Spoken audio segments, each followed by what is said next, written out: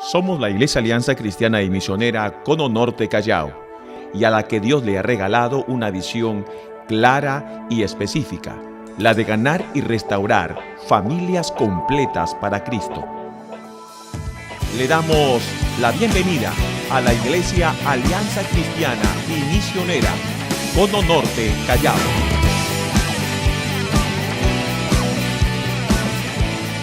Valores de nuestra iglesia. Y hablamos sobre dos valores. ¿Se acuerdan cuáles fueron esos dos valores que hablamos? Comunión con Dios y ¿qué más? Y compañerismo. Y el día de hoy yo quiero hablarles de tres valores más. Pero por amor a aquellos que no vinieron el domingo pasado, voy a avanzar rapidito en darles la introducción también. Decíamos el domingo pasado que cuando buscamos en internet acerca de valores, rápidamente aparecen figuras como estas, donde los valores están conectados a la misión y a la visión. Por lo tanto, es importante no solo construir valores, sino tener una misión y una visión de nuestra vida, de nuestra familia, de nuestro negocio, nuestra empresa, como también de nuestra iglesia. Y la misión tiene que ver con la razón de nuestra existencia. ¿Para qué existimos? ¿Para qué vivimos? ¿Cuál es la razón por la cual respiramos el oxígeno de cada día? ¿Por qué razón abrimos los ojos para mirar la luz de un nuevo día? Y ahí es cuando cada uno tiene que analizarse y analizar la razón de su existencia. Como iglesia, nosotros entendemos que tenemos una razón por la cual existimos. Existimos para ser la luz del mundo, la sal de la tierra. La Biblia nos dice que Dios nos ha escogido para evangelizar su palabra y para ser discípulos. Por esa razón, nuestra misión profesa así: id y predicad el evangelio haciendo discípulos a todas las naciones. ¿Puede leerlo conmigo? A la cuenta de 3, 1, 2 y 3.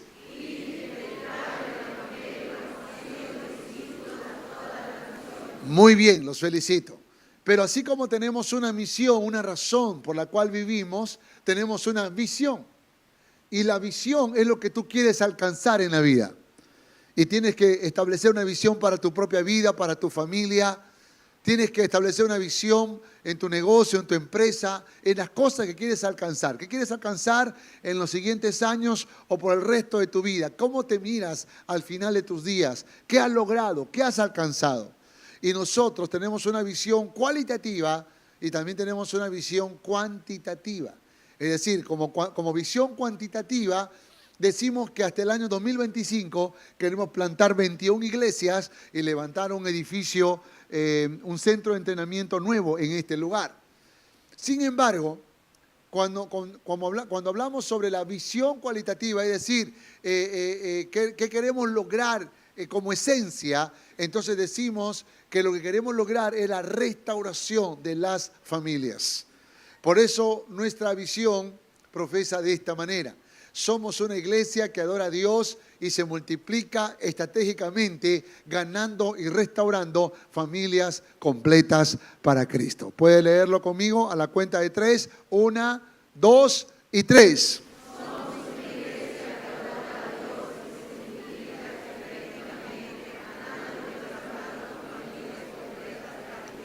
Y ese es el desafío. El desafío es que podamos construir familias saludables. La visión que tenemos es construir familias saludables. No importa cómo hayas llegado. Lo que importa es que tú te retes a restaurar tu familia, a que hagas las cosas bien, a que te pongas en orden, a que ya no hagas tu propia voluntad, sino la voluntad de nuestro Padre que está en los cielos. Y su palabra es nuestro manual, es nuestra guianza para que podamos tomar decisiones firmes y sabias, de tal manera que el desafío es que podamos nosotros restaurar nuestras familias. Para eso es importante construir valores. Déjenme explicarles lo que significa los valores. Pero antes tenemos que decirles que tenemos 10 valores, ¿verdad? ¿Cuáles son esos valores?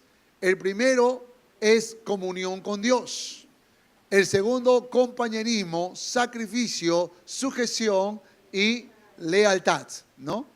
Eso lo empezamos el año 2006. Y el año 2016 decidimos sumar 5 valores más. ¿Cuáles son? Responsabilidad, servicio, pasión, iniciativa y transferencia.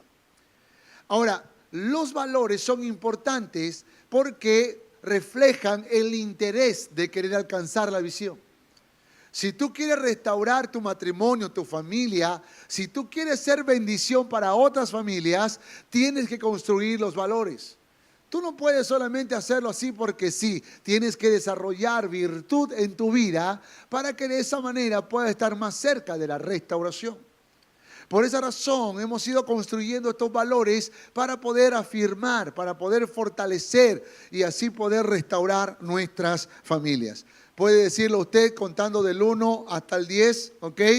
Número 1, número 2, número 3, número 4, número 5, número 6, número 7, número 8, número 9 y número 10.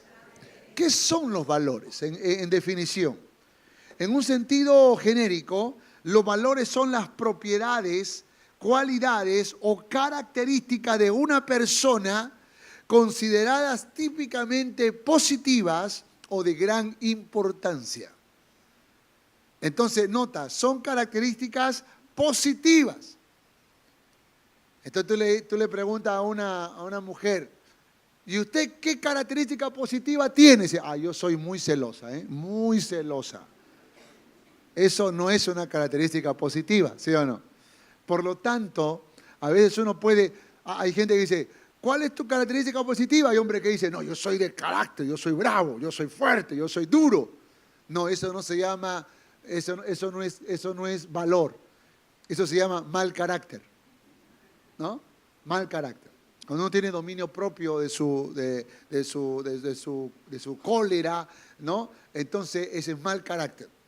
Entonces los valores son características positivas que nos ayudan a poder vernos mejor y por supuesto a dar esperanza a las personas que nos rodean. Yo quiero hablarles de los 3 valores que continúan en esta lista de 10, el tercero, el cuarto y el quinto, los valores del sacrificio, la sujeción y la lealtad. Muy bien, vamos con el tercer valor, sacrificio. Mi esposa hizo lectura de esta porción y yo quiero leerlo nuevamente para poder analizar los 3 versículos claves de toda esta porción. Dice, si alguno viene en pos de mí, o viene a mí, y no aborrece a padre y madre y mujer e hijos y hermanas y hermanos, y aún también su propia vida, no puede ser, ¿qué dice la palabra?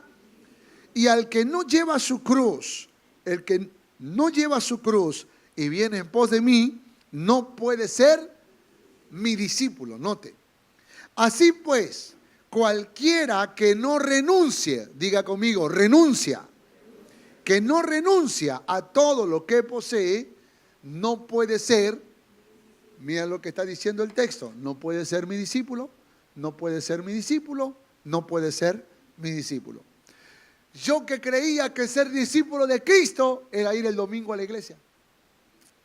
Yo que creía que ser discípulo de Cristo era servir en un área de la iglesia. Pero cuando leo las palabras de Jesús, descubro que ser discípulo es mucho más que congregar. Es mucho más que solo servir. Ser discípulo de Cristo tiene que ver con renuncia. El que no renuncia no puede ser mi discípulo. Y este se convierte en un desafío tremendo. Escúcheme esto. Todo lo que queremos emprender en la vida demanda un precio. ¿Estás de acuerdo conmigo o no? Todo lo que quieres alcanzar en la vida. Tú quieres comprarte una casa, eso te va a demandar sacrificio. Tú quieres quieres hacer una empresa, eso te va a demandar un sacrificio. Tú quieres acabar una carrera profesional, eso te va a demandar un sacrificio. Cualquier cosa que tú emprendas en la vida, eso te va a demandar sacrificios. Así que más te conviene a ti y a mí, nos conviene, que podamos desarrollar este valor, ¿sí o no? Porque si somos de los que escapamos del sacrificio, si somos de los que escapamos del trabajo, nunca vas a alcanzar éxito en la vida. Tú tienes que ponerle garra y coraje a todo lo que quieras lograr en la vida. ¿Cuántos dicen amén? Tienes que ponerle empeño, esfuerzo, sacrificio. Y vale la pena. Vale. Un día mi hijo consiguió un trabajo, el menor, y me dice, papá, he conseguido un buen trabajo, me gusta, pero está por Miraflores y me demoro como 1 hora y media en llegar hasta ese lugar y otra 1 hora y media para regresar. Y son como 3 horas que invierto en los buses y solo voy a trabajar 4 horas. Y yo le digo, mi hijo, todos queremos el trabajo ideal, ese que está a 2 minutos de la casa. Todos queremos el trabajo ideal, pero lo ideal se alcanza con el tiempo. Pero lo primero que tenemos que hacer es aprender a pagar el precio, a sacrificarnos. Así que vaya a trabajar. Súbase a ese bus y lea su Biblia hasta llegar hasta el trabajo. Léase un buen libro de ida y de vuelta y así usted aprovecha bien el tiempo.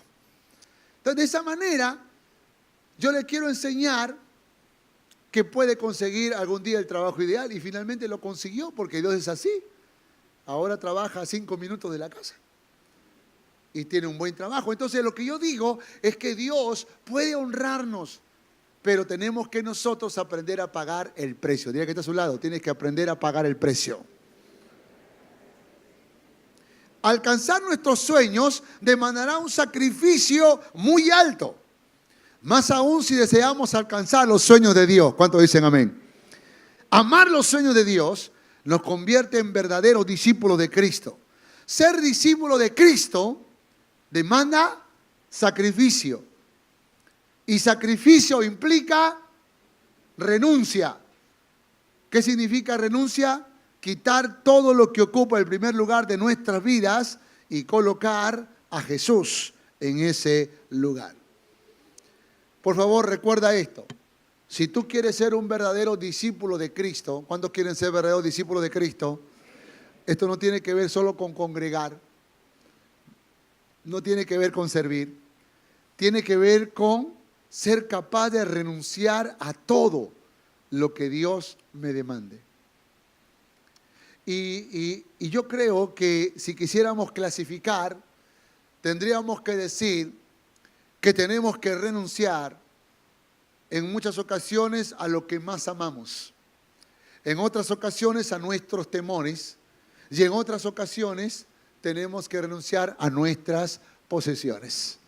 Y Jesús dice, si alguno no aborrece a padre, madre, hermanos, hijos, no puede ser mi discípulo. Entonces uno dice, wow, o sea que hay que aborrecer al esposo, hay que aborrecer hay mujeres que dicen, no es difícil, Señor. No. No está hablando de ese aborrecer que nosotros imaginamos. Sino, esta es la explicación de ese texto. Escúchame. Tenemos que amar tanto a Dios, pero tanto a Dios, que cuando comparamos el amor que le tenemos a Dios con el amor que le tenemos a nuestra familia, esto parezca como aborrecimiento. Es decir, nuestro amor por Dios es tan grande que aunque nosotros decimos que amamos a nuestra familia, la comparación no hay comparación, porque nuestro amor por Dios es tan supremo, es tan grandioso, que esto parece aborrecimiento. Eso es lo que está diciendo. No está diciendo que odies a tu esposo, sino que ames tanto a Dios, que cuando amas a tu esposo, se vea tan pequeñito ese amor con el amor que tú le tienes a Dios. A veces la familia te quiere robar el amor que le tenemos a Dios, ¿sí o no? A veces pasa eso. Cuando mis hijos eran pequeños, yo tengo muchas anécdotas con ellos, pero recuerdo que el menor de ellos tendría como 5 o 6 años tal vez, y se levantó un domingo en la mañana con esa ganas de no querer ir a la iglesia, ¿no? Con ese desgano, ¿no? Y él dijo, yo no quiero ir a la iglesia. Yo le dije, mi hijo, nosotros vamos a ir a la iglesia. Y él, no, yo no quiero ir a la iglesia. Le digo, no es lo que usted desea, mijo. Usted está sujeto a su padre, usted tiene que obedecer. No, que yo no quiero ir. Así terco el muchacho, 5 años en la pulga, así, 5 o 6 años. No quiero ir, que no quiero ir. Le digo, ¿usted va a ir conmigo a la iglesia? No. Y ahí estaba. Y todos nos estábamos cambiando, no le hacíamos caso. Así que todos nos estábamos cambiando. Y él no se quería cambiar. No, dijo, yo no quiero. Y nadie va, dijo así. Nadie va. Entonces se paró en la puerta, estábamos ya listos todos, y yo le hacía un ademán como que nos vamos de todas maneras y te quedas tú, ¿no? Pero él dijo, se paró así en la puerta. Papá, escoge, dijo, Dios o yo. Bueno, para hacer corta la historia, nos fuimos a la iglesia todos y hasta él fue a la iglesia después de esa pregunta, ¿no? Entonces, a veces pasa, a veces sucede que nuestros hijos nos hacen elegir entre Dios y ellos. El esposo nos hace escoger, la esposa nos hace escoger, y ahí es cuando nosotros tenemos que decir que nuestro amor por Dios tiene que ser más grande que el amor por nuestra familia. Amén. Entonces, nuestro amor por Dios tiene que ser más grande y tenemos que muchas veces renunciar a lo que más amamos. Y de hecho que hay mamás gallinas que muchas veces obedecen a sus hijos. Ya, mijito, por ti me quedo, mijito, ¿no? Por ti, mijita, me quedo, dice el papá. No sé, pero si la mamá es gallina, ¿cómo será el papá? ¿Papá gallo será? Pero el asunto es que son tan sobreprotectores, son tan débiles al amor de la familia o a los caprichos de la familia que muchas veces deciden por lo malo. ¿Qué pasó con Sansón? Sansón tenía un compromiso con Dios, ¿se acuerdan la historia? Pero él tenía, en ese compromiso él no podía revelar el secreto de su fuerza, pero sucumbió ante las caricias de una mujer, ¿no? Y le contó a la mujer lo que nunca debió contar. Y eso pasa muchas veces cuando nosotros amamos más a la familia o a las personas de la tierra que a nuestro Padre que está en los cielos. Él tiene que ocupar el primer lugar de nuestras vidas. ¿Cuántos dicen amén? Mi padre, que no le gustaba las borracheras, pero yo tenía un tío que era parrandero y le gustaba hacer fiesta en mi casa porque la casa era grande. Entonces metía a mi padre en las fiestas. Y mi madre ya era cristiana. Y yo nunca vi a mi madre ceder a los caprichos de mi padre, a pesar que a veces ella se metía en aprietos. Pero sabía cómo surfear a mi padre. Sabía cómo convencerlo para que finalmente ella no tuviera que decidir por hacer algo que desagradara a Dios. Y yo muchas veces la miraba a mi madre y decía, mamá, tranquilo, mijo, tranquilo. Nosotros amamos más a Dios. Y vamos a honrar a tu papá, pero nunca deshonrar a nuestro Padre que está en los cielos. Y de pronto encontraba que ella era muy sabia para manejar el asunto, porque ella era una mujer que amaba a Dios con todo su corazón. Como recompensa, Dios tocó el corazón de mi padre y mi padre finalmente rindió su vida a Cristo Jesús.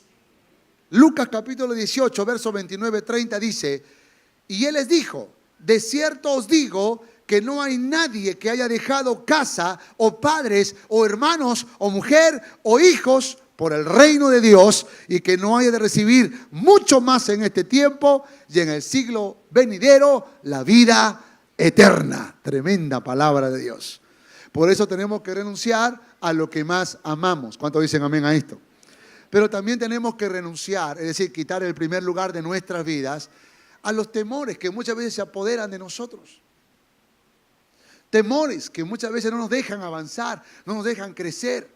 Y tenemos que eliminar temores, sentimientos que se apoderan de nuestros corazones, que no nos dejan buscar a Dios, que no nos dejan poner a Dios en el primer lugar de nuestras vidas. Tenemos que renunciar a posesiones que muchas veces se apoderan de nuestro corazón. ¿Se acuerdan la historia del joven rico que le dijo al Señor Jesús, ¿qué tengo que hacer para ser salvo? Jesús le dijo, los mandamientos conoces.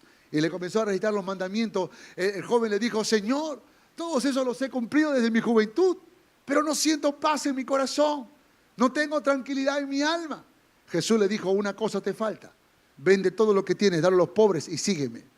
Y eso parece que fue un desafío muy grande para el joven rico, porque era rico. Y dice que no siguió a Jesús.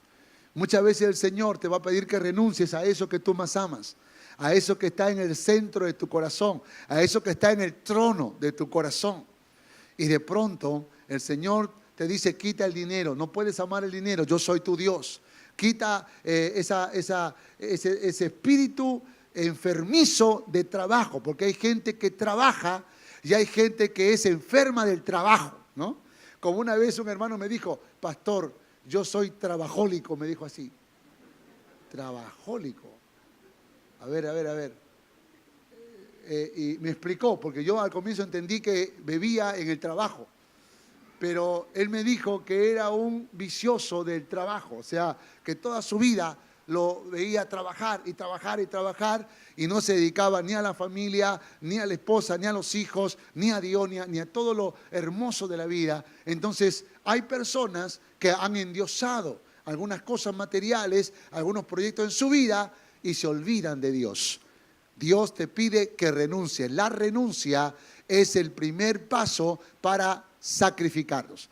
Y sacrificio en sí mismo es ponerle esfuerzo, es ponerle ganas para poder hacer cosas grandes, sobre todo en el reino de Dios. Y eso es lo que dice la Biblia, que no hay ninguno que haya renunciado y que por el reino de Dios y que no haya recibido mucho más. La Biblia dice en otro texto, dice 100 veces más, además de la vida eterna. Y yo creo que los que somos de Cristo entendemos perfectamente esta palabra. Amén. Dios premia nuestro sacrificio. Dios es justo y no dejará sin recompensa al que lo merezca. No solo 100 veces más en este tiempo, sino el regalo más preciado de la vida. Cuarto valor, sujeción. En Romanos capítulo 13, versos 1 y 2, dice así la palabra del Señor. Sométase toda persona a las autoridades superiores, porque no hay autoridad sino de parte de Dios. Y las que hay por Dios han sido establecidas. De modo que quien se opone a la autoridad, a lo establecido por Dios resiste, y los que resisten acarrean condenación para sí mismos. Déjeme explicarle lo que significa esto. La palabra griega más usada para sujeción es hupotazo. Es un término que también se usa en la vida militar y que significa mucho más que lo que se puede practicar en la vida militar, significa sujetarse uno mismo voluntariamente. Literalmente significa ponerse debajo, ¿no? Ponerse debajo de, hupo, debajo, y tazo, acomodar, es decir, acomodarse debajo de. Eso significa la palabra hupotazo. Significa ponerse bajo las órdenes o consejo, ceder ante el consejo y exhortación, obedecer. No se usa para describir obediencia involuntaria a órdenes humanas. Escuche esto. Me gusta la definición porque es una sujeción voluntaria. No siempre la sujeción es voluntaria, ¿sí o no? No siempre. Por ejemplo, cuando uno le dice a los hijos, lava los platos, limpia la casa, lava la ropa. ¿Usted qué dice? ¿Los hijos lo hacen con alegría? ¿Lo hacen con emoción? Se van diciendo, voy a lavar los platos, voy a lavar. No. Entonces tú pones presión. Te he dicho que vayas a lavar. Es una orden que da papá, que da mamá. Entonces se enoja y va y lo hace. ¿Eso es hupotazo? No. Porque hupotazo da la idea de una sujeción voluntaria, que lo hace con alegría de corazón, que lo hace con entusiasmo, con emoción. Y créanme cuando le digo que eso no es fácil hacerlo. No es fácil. Generalmente las cosas lo hacemos por la fuerza. Y yo no puedo decir que nunca me ha pasado eso, porque cuando la Biblia dice sométanse los unos a los otros, hablando acerca del matrimonio, ha habido muchas veces en que mi esposa me ha pedido hacer algo a la cual yo debía sujetarme, pero no lo hice con alegría de corazón. Les confieso que hay algunas cosas que no pude hacerlo con alegría. Por ejemplo, cuando mi esposa me decía, Tony, voy a comprar un vestido. Yo le digo, está bien. O sea, yo digo que te lo mereces, mi amor. Ese no era el desafío. El desafío era cuando decía, y quiero que me acompañes a comprar ese vestido. Entonces decía, no, todo menos eso, ¿eh? Puedo pagar hasta el doble si tú quieres, pero yo no quiero ir. ¿Por qué razón? Porque mi esposa, yo no sé si todas las mujeres son así, pero mi esposa se vestía en la primera tienda, podía probarse 3, 4 vestidos hasta que elegía uno y decía, bueno, quizás. Y se iba a la siguiente tienda y se volvía a vestir y así. Todas las tiendas de ese centro comercial, todas. Y cuando llegábamos al final, la última tienda decían, creo que voy a elegir la primera, dijo así. Y yo sentía que eso era imposible alegrarse. Pero yo creo que todos crecemos y yo también aprendí a crecer. Yo crecí. ¿Y sabe cuándo me di cuenta que había crecido? Cuando le dije, mi amor, te quiero comprar un vestido y te quiero acompañar a comprarlo. Yo, de voluntariamente, de mi alma salió eso. Entonces me di cuenta que yo había crecido, pero no siempre fue así. Entonces yo digo que todos podemos ejercitarnos y podríamos llegar a sujetarnos upotazo, es decir, voluntariamente, obedecer, sujetarnos voluntariamente. Al referirse a los miembros de la iglesia interactuando unos con otros, significa la actitud voluntaria de ceder, de cooperar, de asumir responsabilidades y de llevar una carga. Eso es upotazo. Hermano, le toca tocar el instrumento el próximo domingo. Dice, honor para mí servir a mi Señor. Entonces, upotazo, ¿no? Hermana, le toca cantar en el coro el próximo domingo. Con mucho cariño, pastor, porque el Señor merece esto y mucho más. Hermano, le toca seguridad allá afuera. Para eso me hizo el Señor, pastor. Aquí estoy. Hermana, le toca recepción. Gloria a Dios. Me gusta eso. Hermano, le toca hoy lavar los baños. Amén. Hermano, ¿dónde está el gozo? Está adentro, hermano, está adentro. Porque muchas veces es fácil hacer lo que nos agrada, pero qué difícil hacer lo que no nos agrada. Y ahí es cuando yo creo que para las cosas de Dios tenemos que tener mucha voluntad, mucho corazón y sobre todo ejercitarnos en el upotazo, es decir, que pudiéramos sujetarnos voluntariamente. ¿Cuántos dicen amén? Dile que está a su lado, sujétate voluntariamente. ¿Cuáles son los 4 tipos de autoridad que tenemos? ¿Cuáles son los 4 tipos de autoridad que tenemos? 1, el gobierno. 2, la familia. 3, la iglesia. Y 4, el trabajo. Y en cada uno de estos campos tenemos autoridades. Y nosotros tenemos que aprender a sujetarnos a la autoridad. Ojo que es una sujeción inteligente, sabia, justa. Por favor, no vayas a cometer el error de el pastor ha dicho hay que sujetarnos y nos sujetamos a todo. Y un día un policía te para y te dice, hey señor, usted ha sido detenido porque le falta extinguidor. Así que vamos a hacer esto, nos olvidamos de la papeleta, usted me da 50 soles. Y uno dice, bueno, pues es la autoridad, ¿qué voy a hacer? Y uno da el dinero. No tiene que ver con sujetarse a las cosas injustas, a lo malo, a lo que no es correcto. La sujeción es inteligente, la sujeción es sabia. La sujeción te demanda, en cierta manera, morir, pero no cedes a los caprichos. No cedes a los caprichos de tu esposa, de tu esposo, de tus hijos, de tus padres. Es decir, es una sujeción sabia, inteligente. Sin embargo, esa palabra nos exige deberes. ¿Y cuáles son esos deberes? Someternos a la autoridad superior, pero nuevamente con inteligencia, con sabiduría. Segundo, no oponernos. El que se opone resiste a lo establecido por Dios. A lo establecido por Dios. Entonces, cuando tú deshonras a tus padres, tú te estás resistiendo, te estás oponiendo a la autoridad que Dios estableció en tu casa. ¿Quién te dio ese padre? ¿Quién te dio esa madre? ¿El diablo o Dios? ¿Quién te lo dio? Dios. ¿Quién te dio ese esposo?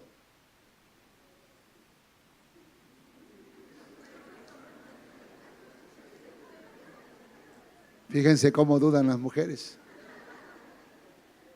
Todas son iguales. ¿Quién te dio ese esposo? No parece, pero es Dios. Es Dios. ¿Y quién te dio esa esposa?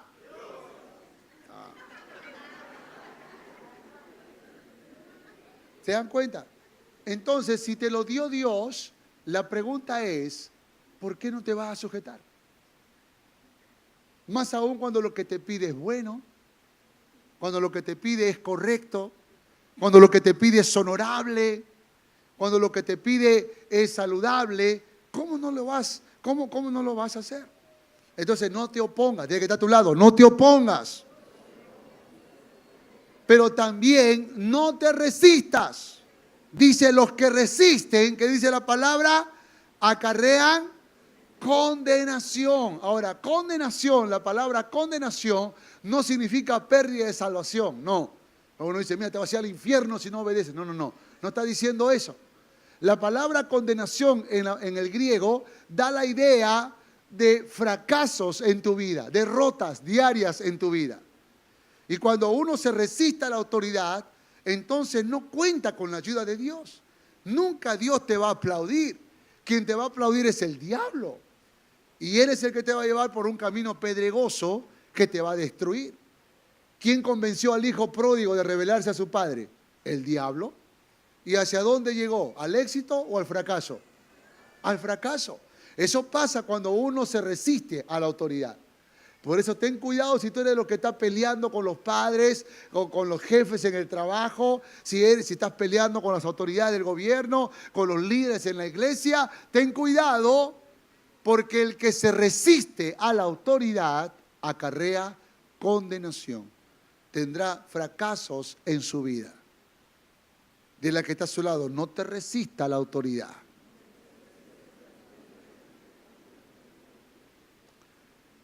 ¿Y cuáles deben ser la actitud nuestra frente a esa autoridad?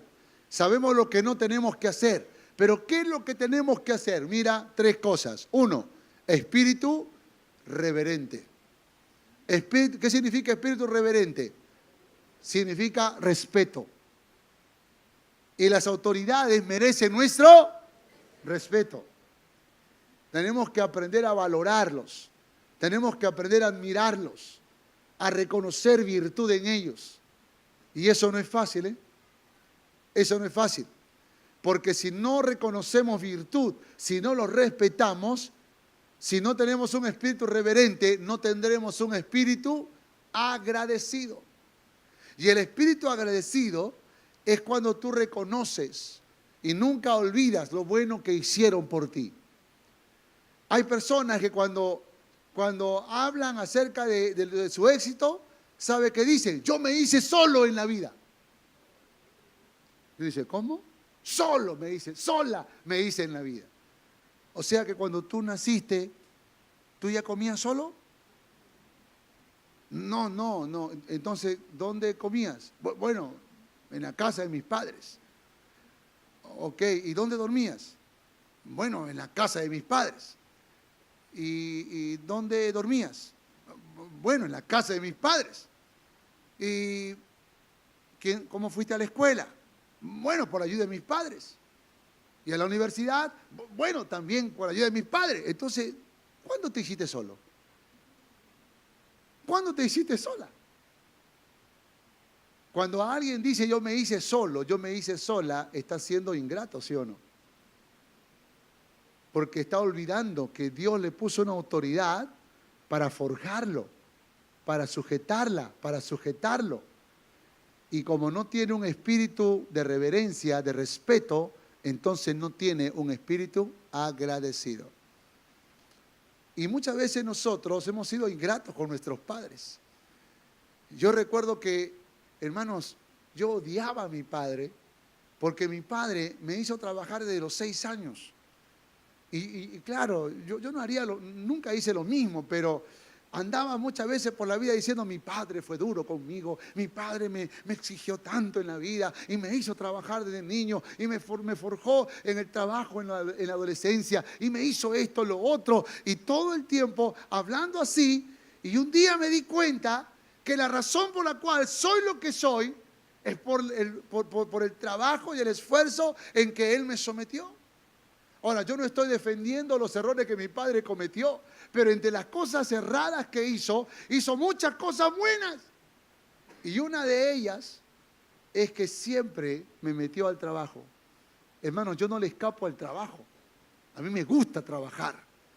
Me gusta estar ocupado y sé equilibrar mi tiempo, pero soy responsable. Perdón, hermano, es que vi una boca abiertaza así que casi ronca, así que mejor. Entonces, yo tuve que ir un día a la casa de mi padre y decirle, papá, perdóname. Perdóname, por favor. Porque juzgué todo lo tuyo, todo lo que tú hiciste, y olvidé que algunas cosas, muchas cosas que tú hiciste por mí, aunque fue a lo bruto, pero fueron buenas. Fueron buenas. Hermano, hay gente que le escapa al trabajo, ¿sí o no? Hay gente, hermano, que no quiere trabajar, que cuando le hablan de trabajo le da fiebre, le da escalofrío. Son tan honrados que cuando encuentran trabajo lo devuelven. Porque no han sido forjados en el trabajo. Y sepan, la generación de hoy es una generación que no ha sido forjada en el trabajo, los jóvenes de hoy.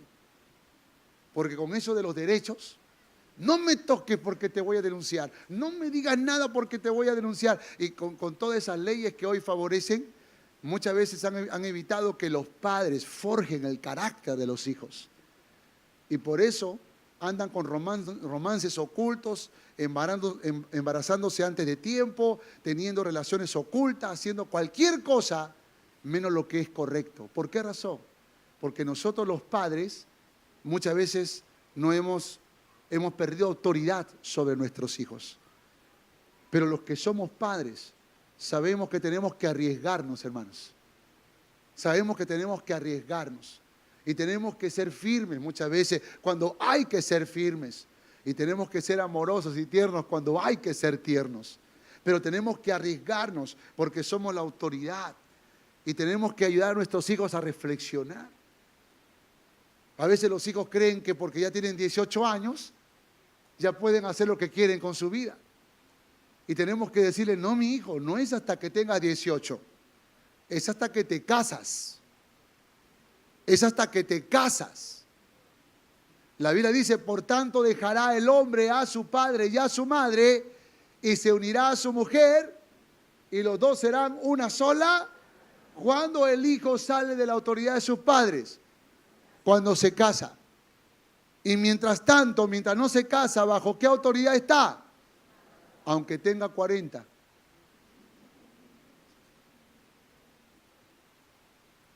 Por eso nosotros los padres tenemos que ser bíblicos y enseñarle a nuestros hijos.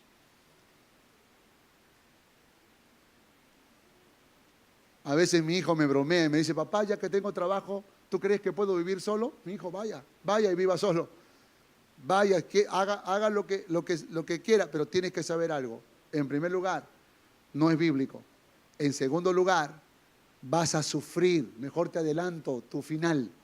Vas a sufrir, vas a fracasar y vas a volver con el rabo entre las patas diciendo, papá, ayúdame. Y no es que te deseo mal, pero tienes que saber que todo lo que tú vives, el lugar donde vives, lo que comes, todo lo que te sirve, es mucho más de lo que tú estás ganando ahora. Así que no te hagas ilusiones de que ahora eres un gran hombre porque solo tienes un salario. A veces pasa eso. A veces nuestros hijos se ilusionan y creen que ya están listos, cuando tal vez los que han tomado esa mala decisión se han dado cuenta que están repitiendo la historia del hijo pródigo. Diga que está a su lado, sea agradecido con tus padres. Y tercero, un espíritu apacible, es decir, no reactivo. No reactivo. Tenemos que nosotros ser capaces de tener dominio propio. Tenemos que ser capaces de caminar bajo la sombra de la autoridad de nuestros padres. Esto es muy importante, porque muchas veces reaccionamos contra ellos y violentamos la autoridad. Hay trabajadores que reaccionan contra sus jefes, pero tienes que saber que aún la injusticia que hacen contigo, Dios la puede usar para limar las asperezas de tu alma, ¿sí o no? Para enseñarte, para corregirte. Y eso fue las cosas que Dios hizo conmigo. Usó a mi padre, usó a mis jefes, usó a muchas personas para limar las asperezas de mi vida. Por eso le agradezco a Dios por haber permitido a algunos hermanos, a algunas personas que eran como la lija y número 8 todavía. O sea, esos que raspan. Y Dios, ¿por qué me los mandas, Dios? ¿Por qué? Necesito limar una aspereza de tu vida. Así que dale gracias a Dios por esos hermanos lija. Apacible. Dile que está a tu lado. Tienes que ser apacible.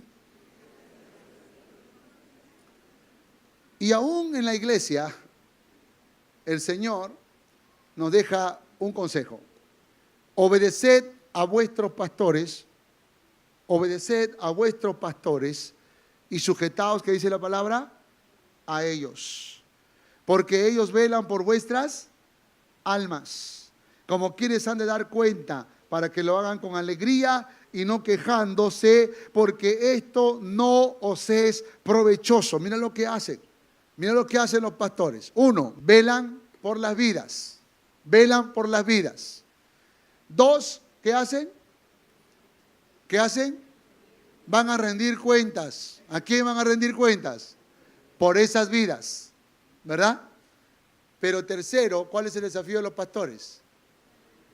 Hacerlo con alegría. Y eso, te lo voy a decir como pastor, no es fácil. Es difícil. Es difícil. Porque no te digo que hay hermanos lija, entonces que es difícil tratar con ellos. Pero el desafío de los pastores es este, por lo tanto, todo se hace más fácil cuando las ovejas obedecen. Ahí está el reto y el desafío. Jesucristo es la autoridad máxima en nuestras vidas. Nos salvó de la condenación eterna cuando reconocimos su señorío en nuestra vida. ¿Estamos de acuerdo? Ahora obedecemos a su palabra como señal de pertenencia y de sujeción.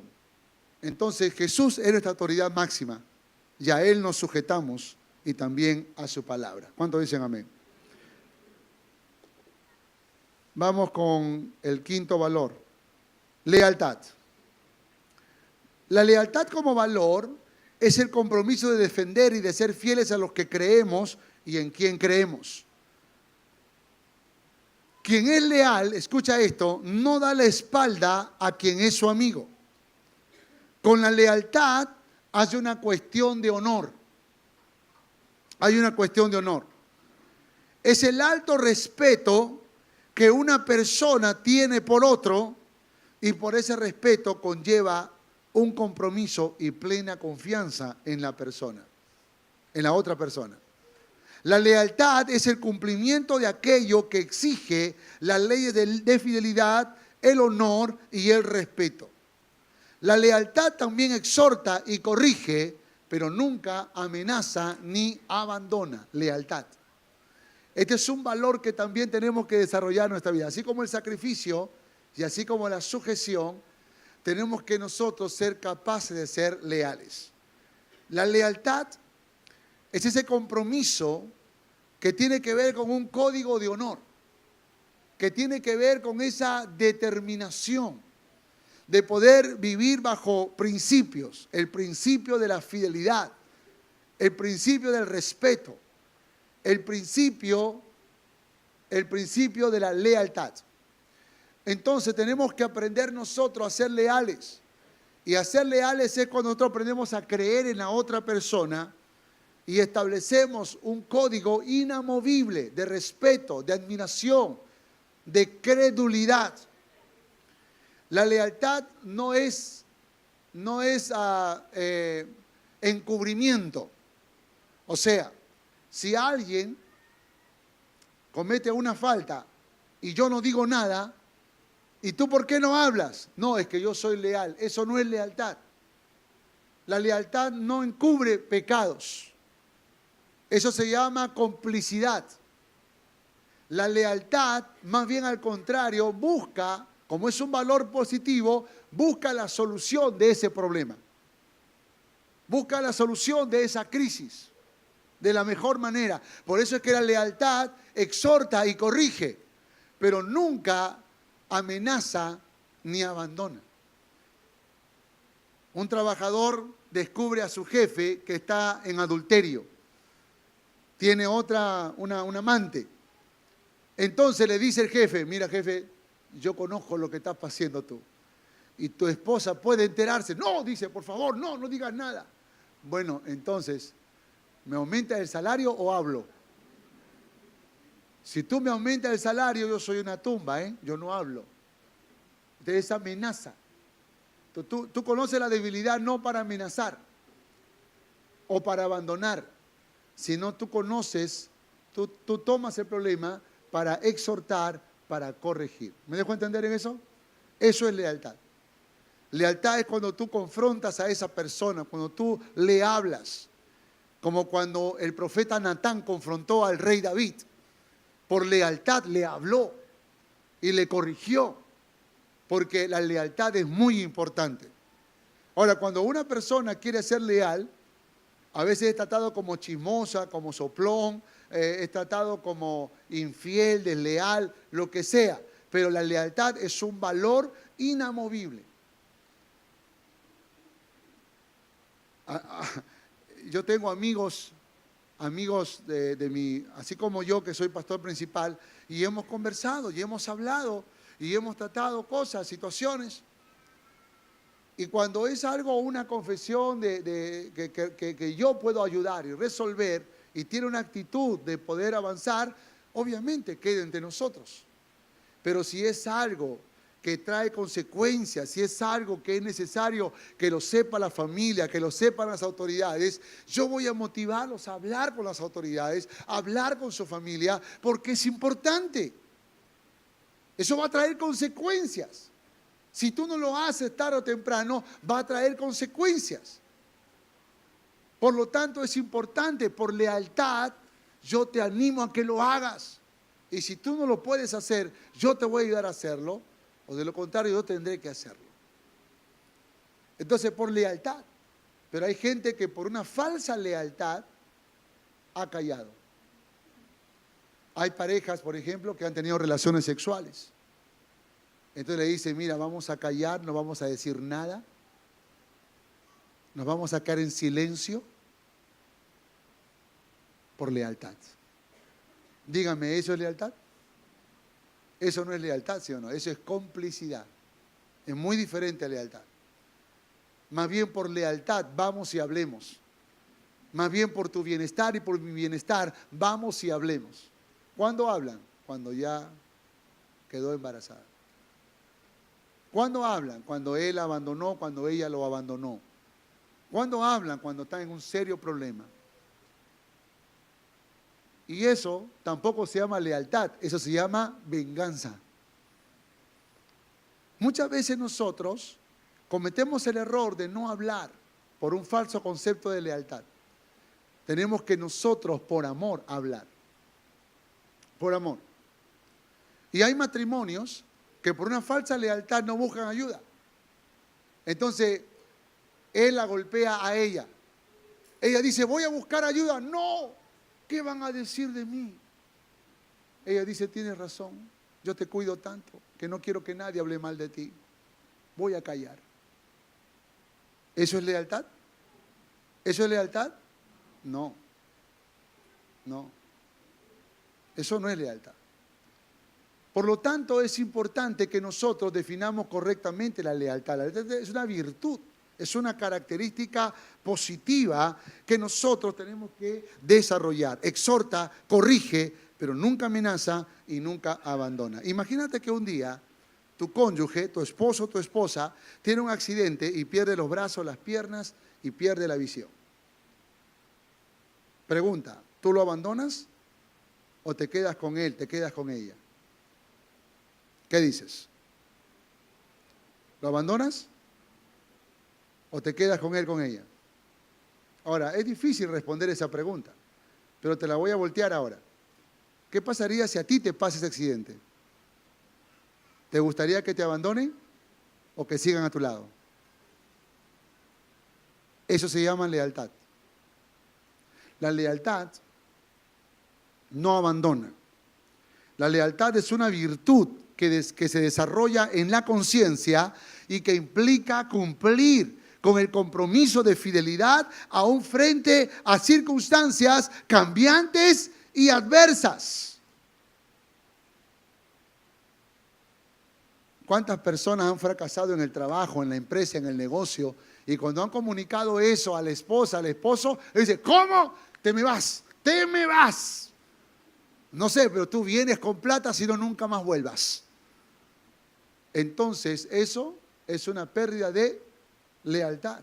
Porque la lealtad es como el pacto, en tiempos buenos y en tiempos, en salud y en riqueza o en... Lo opuesto de lealtad, ¿qué es? Traición. Traición. Es la falta que comete una persona por el incumplimiento de su fidelidad y respeto. Jesús fue leal a Judas, pero Judas, ¿qué hizo? Traicionó a Jesús. Y mira cómo empieza la deslealtad. Mira cómo empieza.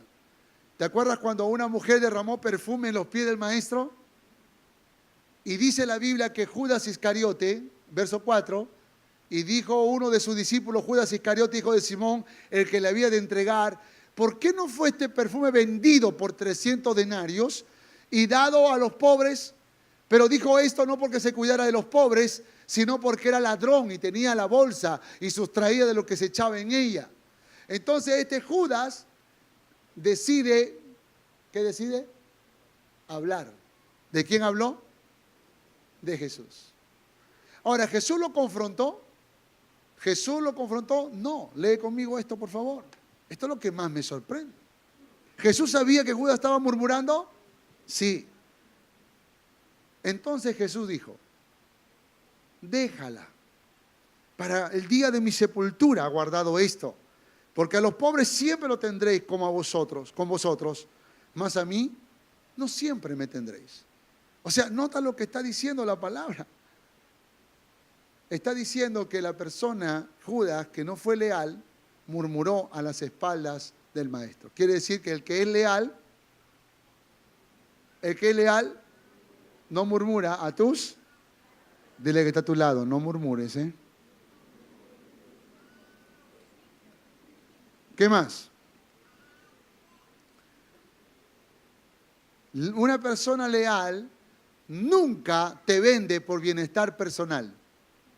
Nunca te vende por bienestar personal. Lee, uno de los 12, que se llamaba Judas Iscariote, fue a ver a los jefes de los sacerdotes y mira lo que dijo. ¿Cuánto me dan? Y yo les entrego a Jesús, les propuso.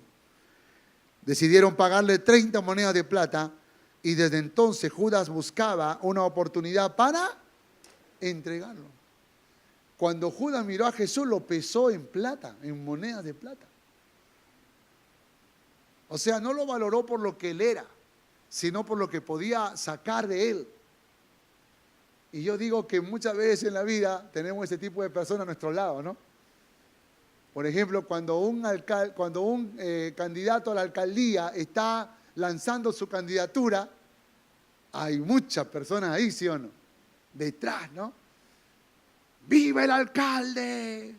El alcalde. Todavía no es, pero ya está declarando, ¡viva el alcalde! Oye, ¿cómo se llama el alcalde? No sé, pero ¡viva! ¿Por qué? Porque conoce al primo de su primo y parece que le va a dar trabajo. Y miran a la persona no por los valores que tiene, sino por el provecho que puede sacar. Eso a veces pasa, ¿sí o no? La muchacha le dice a la amiga, oye amiga, ¿en serio te has enamorado de ese muchacho? Pero mira, es muy adulto, tiene mal carácter y encima es feo. ¿Cómo te has enamorado de ese muchacho? Ay, que tú no sabes, tiene plata y tiene 2 casas. Entonces, no lo pesó por sus valores, lo pesó por su dinero, ¿no? Pesó un bienestar material. Y yo creo que ese fue el error de Judas. Nunca vio a Jesús como el maestro, lo vio como 30 monedas de plata. Así lo veía, como 30 monedas de plata. Y el leal no hace eso, ¿no? La persona leal nunca te vende por bienestar personal. ¿Cuántos dicen amén a esto? De que está a su lado, nunca me vendas, ¿ah?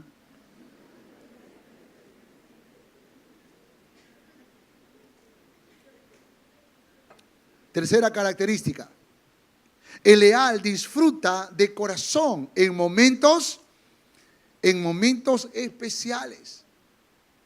¿Sabe? Jesús se sentó a comer con los 12. ¿Y quién estaba ahí? ¿Quién estaba ahí? Judas estaba ahí. Y quiero que leas con detenimiento lo que dice la palabra. Dice, al anochecer Jesús estaba sentado a la mesa con los 12 mientras comían y les dijo, les aseguro que uno de ustedes me va a traicionar. Y todos dijeron, ¿cómo? ¿Qué? Hasta Judas dijo, no, dijo, ¿cómo? Ellos se entristecieron. Muchos, dice, y uno por uno comenzaron a preguntarle, ¿seré yo, mi Señor? ¿Acaso yo seré?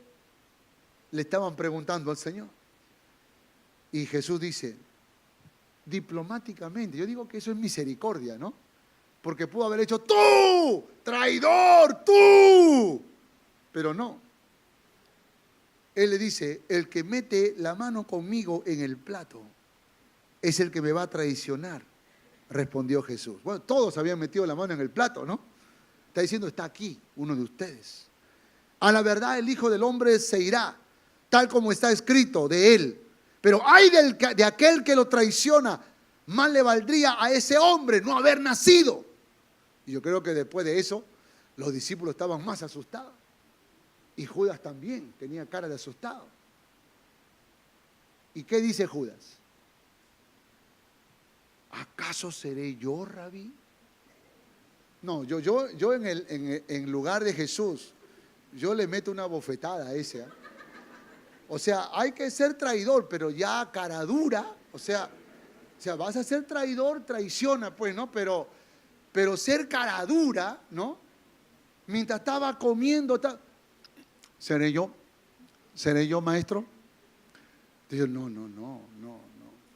Pero el Señor aguantó, porque el Señor tenía misericordia. El que lo iba a traicionar. Y mira, y Jesús le dice así, tú lo has dicho. Nada más. Parece que los otros no entendieron. Pero claro, como Judas ya lo había negociado, entonces le dice, tú lo has dicho. ¡Pum! Qué diplomático el Señor, ¿no? Qué misericordioso, qué amoroso. Yo tengo un traidor al frente, yo no sé qué haría, pero Jesús me está dando una gran lección. ¿Por qué razón? Porque aunque Judas lo traicionó, Jesús sí era leal a Judas. ¿Me dejó entender? Entonces, la lealtad es un código. Es un código que no puedes quitarlo de tu vida. Una persona leal muestra afecto sincero. Dice la Biblia en Mateo 26, 47, dice, mientras todavía hablaba, vino Judas, uno de los 12, y con él mucha gente con espadas y palos, de parte de los principales sacerdotes y de los ancianos del pueblo, y el que le entregaba les había dado señal diciendo: al que yo besare, ese es, prendedle. Y enseguida se acercó a Jesús y ¿qué dijo? Salve, maestro, salve, maestro. Lo besó. Ahora, ¿ese beso era un beso sincero? ¿Era un beso sincero? No. Era el beso de la traición. ¿Sí o no? Por eso a veces cuando alguien te besa y tú sabes que te tiene cólera, tú le dices: ay, ese beso de Judas, ¿no? Que es un beso traicionero, ¿no? ¿Sabes? Una persona leal te muestra afecto sincero. Te dice que te ama, que te aprecia, que te valora y te lo dice de corazón. Y nuevamente, y si hay algo que no está agradable, te lo va a decir también. Con sabiduría, con respeto, con amor, como lo hizo Jesús. Ya a ese punto, yo pienso, no, yo no soportaría tanto, no, ya que en la comida le diga: ok, tú lo has dicho, ya está bien. Pero ahora te da un beso, Señor. ¿Cómo? Si tú sabes que Él ya te vendió, si tú sabes que Él se está haciendo al hipócrita y ahora te está dando un beso. No, es hora de reaccionar, Señor, ataca. O sea, reacciona, di algo. Y Jesús dice esto: amigo, le dice. No, ¿cómo le vas a decir amigo a Judas? Amigo, le dice. Si tú estuviste el domingo pasado, sabrás que el amigo es el que protege, el que cuida tu alma, el que te defiende, el que busca tu bienestar. Y este Judas no era amigo, pero Jesús está dándole oportunidades para que se arrepienta. Amigo, le dice, ¿a qué has venido? En otro texto dice: con un beso traicionas al Hijo del Hombre. Amigo. Yo creo que eso debió haberlo golpeado a Judas. ¿Sabes? Cuando una persona te traiciona, y escúchame esto por favor, ten cuidado de reaccionar. Nunca te creas con el derecho de poder vengarte o de atacar a alguien que te ha traicionado. Ejemplo nos dio el Señor. Y el Señor nos enseña que aunque otros pierdan su código de lealtad, tú no puedes perder tu código de lealtad. Tú tienes que ser leal y tú tienes que ser fiel. Porque la Biblia dice que Él es fiel con los fieles. Y a pesar de que con los infieles Él permanece fiel, Dios no olvida que los infieles tendrán su castigo. Tendrán su castigo. Pero aquí encontramos a un Judas que había tenido oportunidades cuando murmuraba, porque ahí empezó todo, ¿sí o no? Nadie te vende de la noche a la mañana, primero tiene que hablar mal de ti. Y cuando hablaba mal, entonces Jesús le habló: tranquilo, Judas, a los pobres siempre lo tendréis, pero a mí no siempre. Y Jesús estaba dándole oportunidades hasta la última cuando le dice: amigo, piensa, tú eres mi amigo. Tú me tienes que proteger, tú me tienes. Yo creo que eso lo golpeó a Judas. Lo golpeó tanto que después parece como que se arrepintió, porque va a los sacerdotes y le dice: no, tomen su dinero, déjenos libre a Jesús. Pero los sacerdotes ya habían decidido matar a Jesús. Ahora pregunta, si Judas se hubiese arrepentido, ¿Dios lo hubiese perdonado, sí o no? Claro. Pero Judas creyó que Dios no lo podía perdonar. Y se fue y se ahorcó. ¿Y cuánta gente que cree que Dios no los puede perdonar se siguen ahorcando hoy en día? Es decir, dejan de ir a la iglesia, pierden sus matrimonios, pierden su familia, hacen su propia voluntad. ¿Por qué razón? Porque olvidan de que Dios es Dios de misericordia. Que donde abunda el pecado, sobreabunda la gracia de Dios. Y qué importante que nosotros como iglesia del Señor aprendamos a desarrollar estos valores que son importantes en nuestras vidas. ¿Cuántos dicen amén? ¿Cuántos desean ser exitosos? ¿Cuántos desean tener familias saludables? ¿Cuántos quieren ser parte de una iglesia poderosa? Necesitamos crecer en los valores.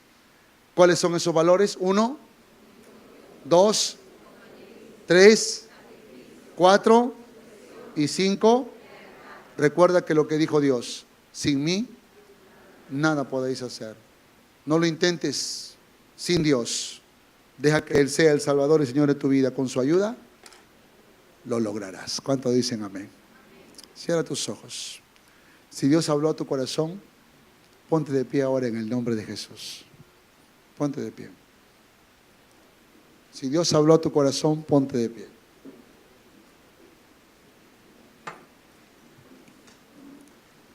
Y quiero desafiarte a que tú hagas algo en esta preciosa mañana. Quiero que tú hables con Dios por un instante. Conversa con Dios. Dile a Dios en esta mañana, dile: Señor, te pido perdón. En ocasiones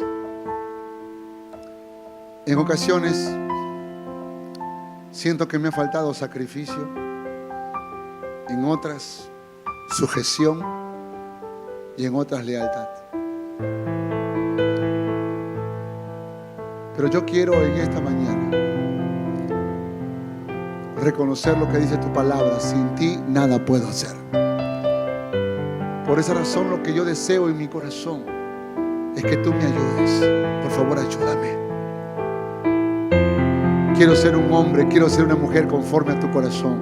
Quiero que tú traigas un renuevo a mi vida, a mi alma. Quiero ser un instrumento en tus manos. Quiero ser bendición para tu casa. Quiero, Señor, quiero hacer cosas grandes para ti. Pero antes yo quiero tener marcado en mi vida el valor del sacrificio, el valor de la sujeción y de la lealtad. Señor, perdóname, pero al mismo tiempo estoy como un soldado de pie, como una soldado de pie, Señor,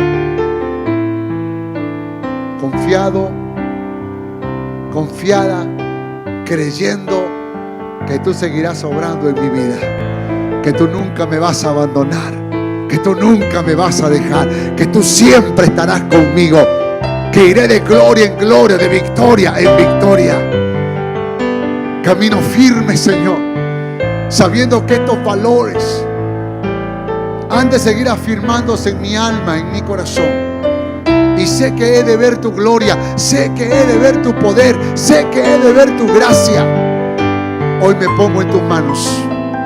Hoy me pongo en tus manos para hacer tu voluntad. Hoy me pongo en tus manos para vivir de acuerdo a tu voluntad. Y gracias, Señor. Muchas gracias por esta mañana. Siga orando, por favor. Este es un momento especial que tú tienes con Dios. Aprovéchalo. Olvídate de cualquier otra cosa que tengas que hacer y habla con Dios. Conversa con Dios.